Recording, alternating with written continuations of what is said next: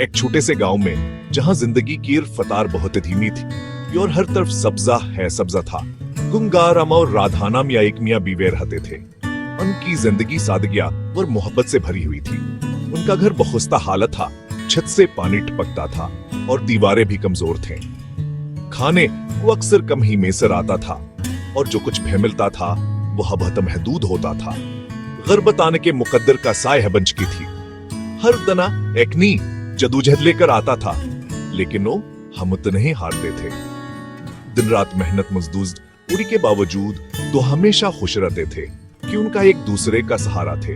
उनकी मोहब्बत और एक दूसरे के लिए एहतराम ने उन्हें मजबूत बनाया हुआ था। एक दंगंगार हम जंगल गया था कि लकड़ियां काट कर बीच सके और कुछ खाने पीने का बंदोबस्त कर सके। जंगल में दरख्तों की अक्सरत थी और हर तरफ खामोशी छाई हुई थी। वह बहुत थका हुआ था और एक दरख्त के नीचे आराम करने लगा। दरख्त की छांव में बैठकर उसने अपनी आंखें बंद कर लें और कुछ देर के लिए दुनिया के सारी परेशानियों को भूल गया। इधर राधार पर असका इंतजार कर रही थी। वह जानती थी कि गंगारामा की मेहनतान के लिए कितनी जरूरी है, लेकिन आज किफकर भी करती थी। कुछ देर आराम करने के बाद गंगाराम ने दोबारा लकड़ियां काटने शुरू किए। उसने लकड़ियों के गुठे बांधे और उन्हें बाजार ले जाने की यारी करने लगा। लकड़ियां लेकर जब वह गांव की तरफ वापस आया तो सूरज गरूब हो रहा था। गांव की गलियां सुनसान थे और हर तरफ शाम की खामोशी छाई हुई थी। घर पहुंचकर गंगारामा और राधा ने मिलकर खाना खाया। वो जानते थे कहनन की मेहनतावर मोहब्बत हयान की असल दौलत है। गुर्बत के साये में भी उनकी जिंदगी में खुशियों की रोशनी थी। दरख्त के साये में बैठे बैठे अस्कीन जरा एक अजीब से पौधे पर पड़ी। यह पौधा आम पौधों से बिल्कुल मुख्तलिफ था। उसके पत्ते न सिर्फ सब्ज थे बल्कि एक खास चमक भी थी जो दूर से नजर आ रही थी। इसके पत्ते चमक रहे थे और इस पर एक कानू खासा फल लगा हुआ था जो सोने की तरह चमक रहा था।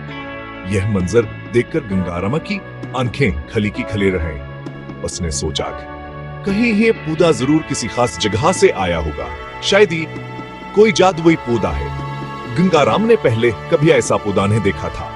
उसके दिल में एक अजीब सी खुशी और दिलचस्पी पैदा हुआ। वो सोचने लगा कहा अगर ये पौधा उसके घर में हो तो कैसा होगा। शायद ही पौधा इसकी जिंदगी में कुछ नया और अच्छा ले आए। उसे यह पौधा बहुत पसंद आया और उसने एहतियात से उसे इखाड़ कर अपने घर ले आया।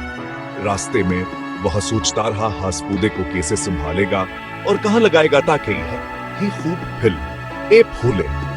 उसने दिल में अहद किया कहूं हास पौधे की खूब देखभाल करेगा। घर पहुंचकर उसने ये पौधा राधा को दिखाया। राधा ने बीक गया, ऐसा पौधा ने देखा था।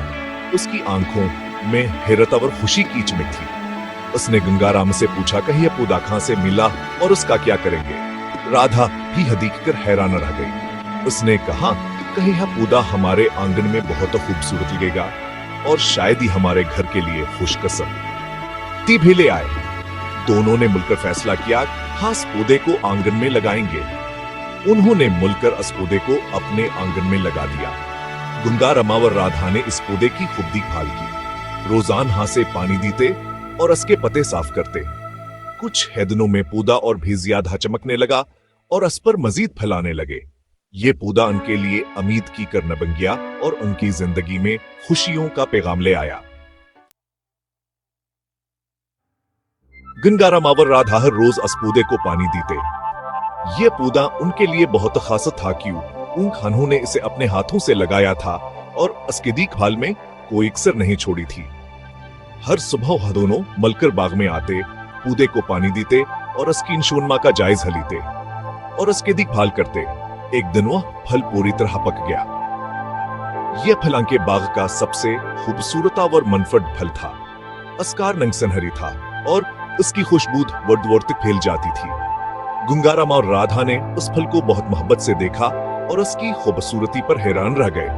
और जब वह खला तो उसमें से एक नहायत खूबसूरत बच्ची निकली। यह मंजर बिल्कुल जादुई था। जैसे है फल खला एक रोशनी की किरण निकलिया और उसके साथ है एक बच्ची मुदार हुई।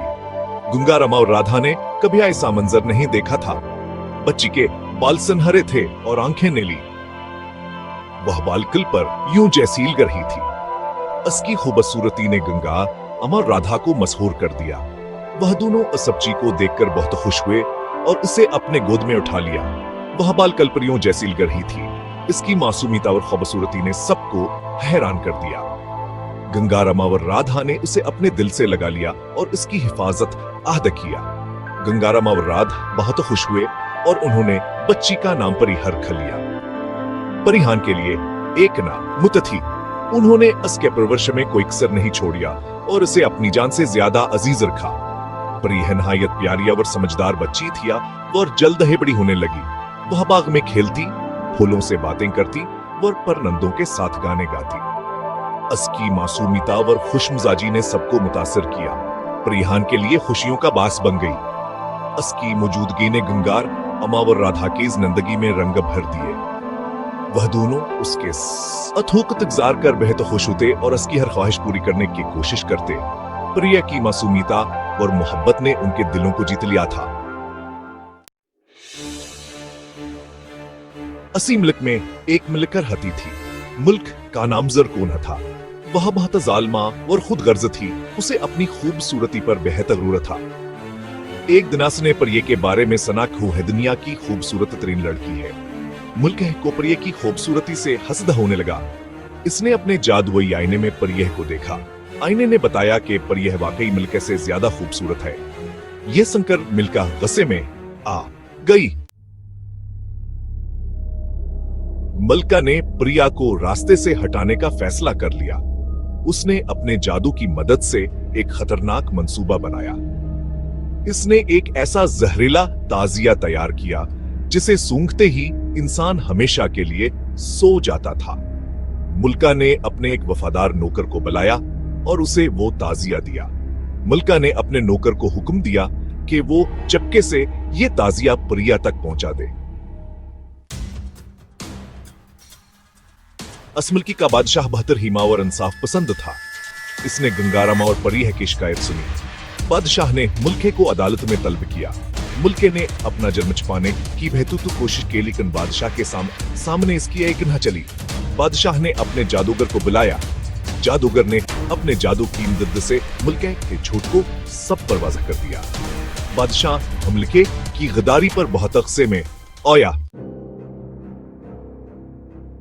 जादूगर ने बताया कि मुल्के परिया को मारना चाहती थी। उसने सबको बताया कि मुल्के ने परिया के लिए जहरीला ताजिया भिजवाया था।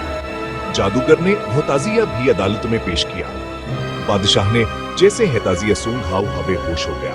अब सबको यकीन हो गया कि मुल्के ने वाकई जहरीला ताजिया भिजवाया था। मुल्के के पास अब कोई बहाने बाकी नहीं रहा था। उसका झूठ सबके सामने आ चुका था। जादूगर ने मुल्का को इसकी हरकत की सजा दी। इसने अपना जादुई असा उठाया और मुल्का पर लहरा दिया। मुल्का का सारा जादू खत्म हो गया और वो एक बूढ़ी और कमजोर औरत में बदल गई। जादूगर ने फिर अपना असा परिया पर लहराया।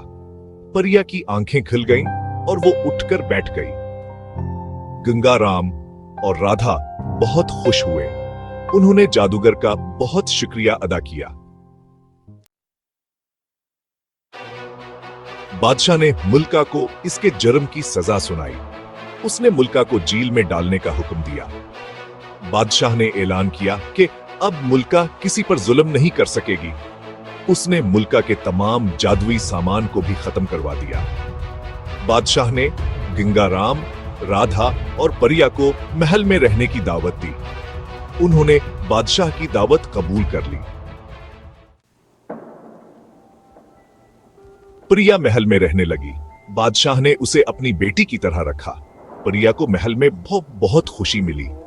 गंगाराम और राधा भी महल में आराम से रहने लगे। उन्हें कभी भी गुर्बत का सामना नहीं करना पड़ा।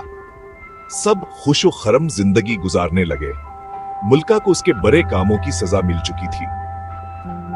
नेकी की हमेशा फतह होती है और बुराई का खात्मा हमेशा बर्बादी पर होता है।